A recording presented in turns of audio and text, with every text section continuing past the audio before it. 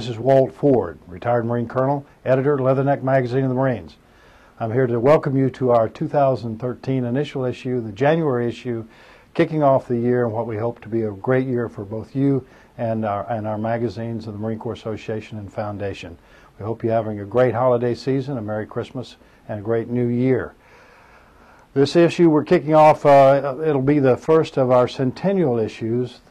2013 marks the 100th anniversary of the Marine Corps Association, formed in April 25th, 1913 in Guantanamo Bay, Cuba.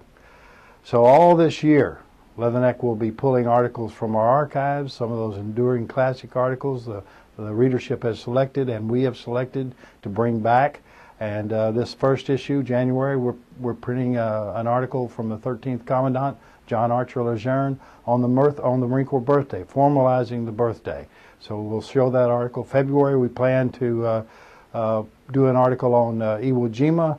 Lewis Lowry, Staff Sergeant at the time, actually, Lewis Lowry was a Leatherneck photographer, a Leatherneck staff member on Mount Suribachi, photographed the first flag raising, so we're going to bring some of his photos out of the article, out of the archives, with a short article in February on Iwo Jima. That's as far as I want to look forward here. I want to talk to you a little bit about this January issue.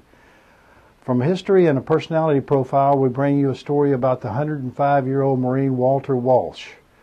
Walter Walsh, as a Marine officer, was a competitive shooter back in the 20s and 30s. He was on the Olympic team. He won many awards for the Marine Corps, but he also was an FBI agent, one of the very first armed FBI agents.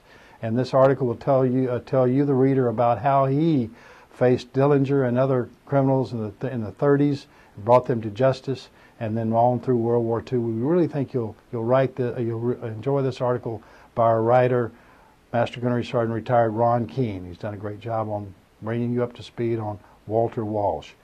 We have a story on return to Hue City. A military historical tours group went back to Hue City. The end of January is the anniversary of the Battle of Hue City, a tremendous battle, one of the touchstone battles of the Vietnam War.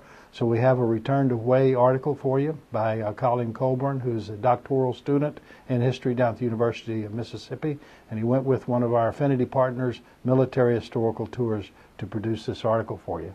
We add to that a story on the training squadron down at Pensacola that trains our pilots to fly the new F-35B Lightning II jump jet that the Marine Corps is just bringing into the inventory. The first active duty squadron, if you're following that, was formalized in early November out at Yuma. And so now we've got an article for you in the January issue about training the pilots that are going to fly that aircraft, that are flying that aircraft. Getting back to Vietnam, we have a Vietnam Veterans Memorial, the Three Servicemen statue, article by Ken Smith Christmas. Some of you will know his name as one of the principal archivists in our old Marine Corps Museum up to Washington Navy Yard for many years, and he helped to develop and bring to fruition our current National Museum of the Marine Corps. And he looks back and at the founding of the Vietnam War Memorial and then the Three Servicemen. And the question is, who modeled for those Three Servicemen statue that's there? Was it three Marines? Read our January issue and you'll find out. We've got more for you in the issue, but this is touching on the wave tops. We hope you enjoy the January issue and all the issues in 2013. And once again, I want to thank you very much for your support. And stay in touch with us. Our email is leatherneck@mca-marines.org. Our website is leatherneckmagazine.com.